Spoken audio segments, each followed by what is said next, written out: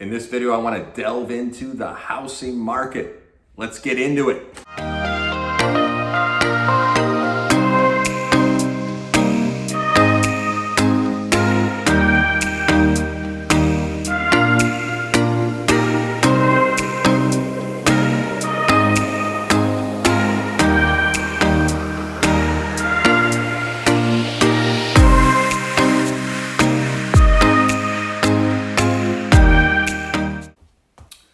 Everyone knows that home prices are going absolutely crazy. It's a very convoluted housing market. We now have some solid numbers that are simply incredible.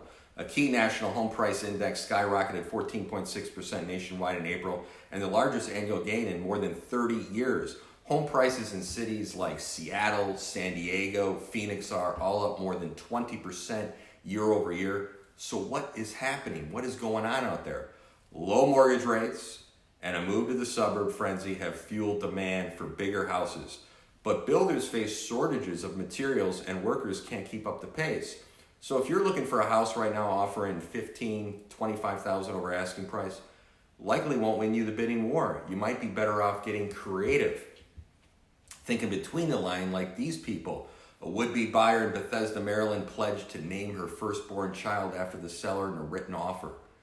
Unfortunately, she lost. Another buyer in Austin, Texas bought two houses from the same seller so he could get the one he really wanted. And that's deep pockets. So home prices are rising faster than they ever have before. And so if you are shopping for a home in this environment, I truly feel sorry for you. In many parts of the country, average hardworking American families have already been completely priced out of the market.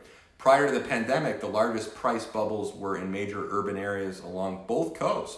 But now desirable rural and suburban communities all over the nation are red smoking hot. In some cases, we have seen wild bidding wars that result in buyers paying more than $1 million. $1 million over asking price. That's crazy. And this unprecedented frenzy is pushing home prices to dizzying heights. So on Tuesday, the S&P CoreLogic Case-Shiller home price data for the month of April was released, and it quickly made national headlines all across America. U.S. home prices jumped the most in more than 30 years in April. Nationally, the S&P CoreLogic Shiller Index of property values climbed about 14.6% from a year earlier. So according to a statement Tuesday, the biggest gains in data going back to 1988. This came after 13.2% increase in March and was the 11th straight month that price gains accelerated. So this particular series of data only go back to 1988, and in all that time, we have never seen a rise of this magnitude. So one expert is weighing in, quoted by CNBC, is calling the rise in prices truly extraordinary. April's performance was truly extraordinary. The 14.6 per gain in the national composite is literally the highest reading in more than 30 years of S&P CoreLogic Case-Shiller data, said Craig Larazza, managing director and global head of index investment strategy at S&P Dow Jones. So good job, Craig.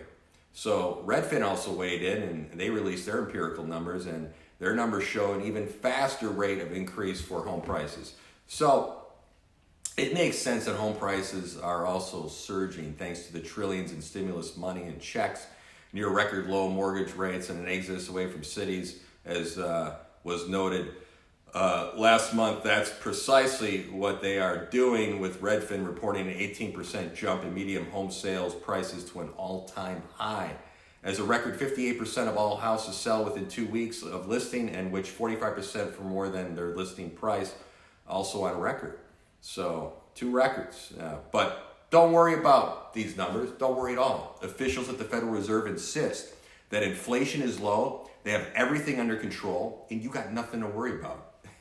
So, if you can't afford to buy a home, you can still try to rent a place. But rent prices are starting to explode in many areas around the country. Leading the trend is Boise, Idaho, where rents grew another 6% in June and are now up 39% since the start of the pandemic. But the fastest single month rent growth took place in Spokane, Washington, where prices shot up 8.1% in June and sit 31% above their pre-pandemic levels. So after that, a handful of fast-growing cities have experienced roughly 20% price appreciation over the last year.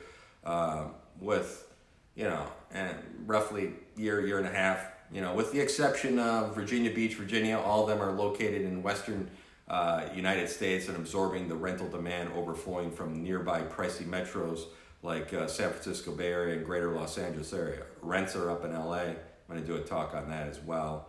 My rents are up. There are many reports of home buyers getting into bidding wars in many cities where home prices have appreciated by well more than 10% over the past year. This nationally leads to a concern about market volatility. Must what goes up come down, right? Are we repeating the excesses of the early 2000s when housing prices surged before the market massive crash?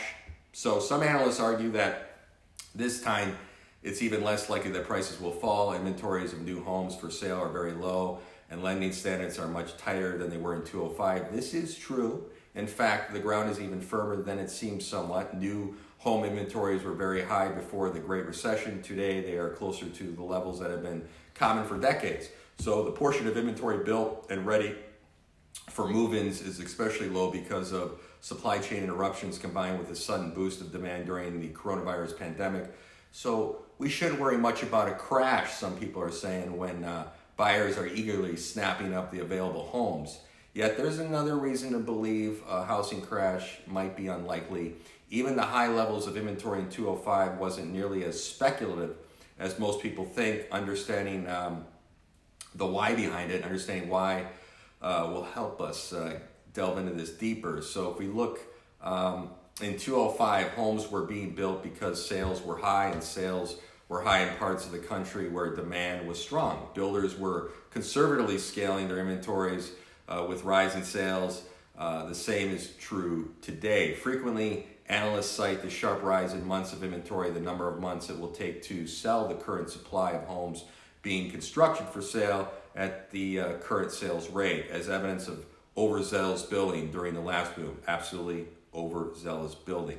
But timing is key here. Decades of experience tell a clear story. Months of inventory is mostly a function of sales rather than builder speculation. When sales are strong, homes are turning over, and months of inventory tend to stay low. When sales quickly decline, builders tend to be left with unexpectedly high inventory. So from the late 1990s all the way up to the peak of new home sales in mid-2005, inventory was at historic lows with about 4 months worth remaining. Of course, builders were creating more inventory to match growing sales, but it was barely enough to keep up with demand, so the number held fairly consistent. So it was constant. Then as economic growth started to slow, a deep drop in sales coincided with sharp rise in months of inventory. So today there are also about 4 months of inventory, and sales are around the same level as they were in the late 1990s. So while it's easy to look at on-the-ground activity and conclude that low inventory could cause bidding wars among buyers, we probably need to remember that buyers are really driving inventory more than the other way around. In other words, builders decide to create new homes when demand is high from buyers. If demand suddenly dries up, builders can't suddenly make the inventory of homes under construction disappear. So demand for new homes is something over which federal policymakers actually have some control. Yes, they do. So the Federal Reserve and other federal regulators should aim to avoid sharp declines in sales. The Fed can do this by rising or lowering interest rates, changing the money supply, and targeting changes in prices and normal economic activity. So federal regulators can make sure the stable lending conditions are maintained, or not. They have that much power. One reason the Great Recession was so bad was the Federal Reserve officials and other federal regulators, generally responding to public sentiment, washed their hands of the horrendous collapse in sales and left home builders and sellers out to dry. But even in that worst case scenario, the 2000 market crash was much more resilient than it seemed. In July 2005, when buyers backed off and months of inventory started to surge, the median U.S. home price was about $198,000, according to the 800-pound gorilla Zillow. In July 2008, when months of inventory were near its peak, it was still at $199,000. At the June 2006 Federal Reserve meeting, Ben Bernanke said, "It is a good thing that housing is cooling. If we could wave a magic wand and reinstate 205, we wouldn't want to do that." It's noble that Jerome Powell, who today holds Bernanke's former position as Fed chair, isn't openly pinning for a cooler housing market. There is a common belief that before the Great Recession, homebuyers were taken in by the myth that home prices never go down and they become complacent. Those buyers turn out to be wrong. Yet even when a concerted effort to kill a housing market succeeded, we had to beat them into submission for 3 full years before prices relented. Home prices can go down, but we have to work very hard together for a long time to make them fall. So if you are buying in a hot market where home prices are 30% higher than they were a year ago, you are getting a 30% worse deal than you could have had back then. Nothing can be done about that. That said, the main thing to be concerned with are the factors federal policymakers are in control of. There is little reason to expect housing demand to collapse. If it does, it will require a communal intention, federal monetary and credit policies meant to create or accept a sharp drop in demand. And even if federal officials intend for housing to collapse, history suggests that market contraction would push new sales down deeply for an extended period of time before prices relent. So it's an interesting argument from all the data that I was delving into and reading and putting some of this together. As I talked about in other videos as well, we have 2.3 to 3 million homes in forbearance, and I have some internal data, and it's pretty high. It's 3 million. It's in the upper twos, over 3 million. We have a rental moratorium that's now been extended again. Some of my people aren't paying rents, but I'm doing pretty well, and especially other markets outside California.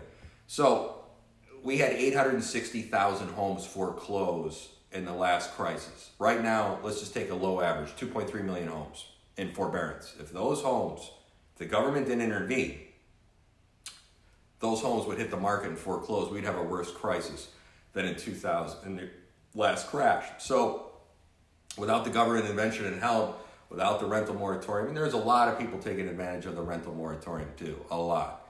And I'm part of these groups and blogs and chat rooms and attend these meetings and Zoom calls. It's atrocious what's going on. Some people need help, but they're taking advantage of it now, in my opinion. So the forbearance thing is somewhat concerning to me. And as I indicated in the presentation earlier, the Fed has a lot of power with the interest rates. If interest rates would tick up a little bit, we'd have a major problem. So there's a lot of moving parts to this. It's just not clear cut and dry. There are some trigger factors and concerns that I have about what's going on. And with regards to, the housing market, I would caution, never get emotional. You're going to pay over $1 million for a house. If you really want it, great.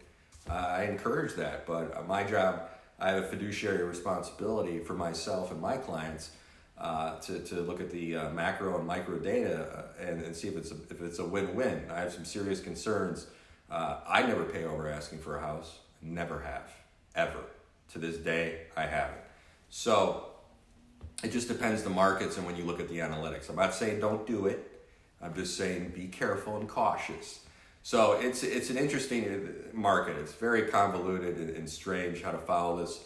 And I'm always looking at the data, and it's just very fascinating. So hopefully, things will even out. It's just it's a little weird right now. So thanks for your time. Be creative.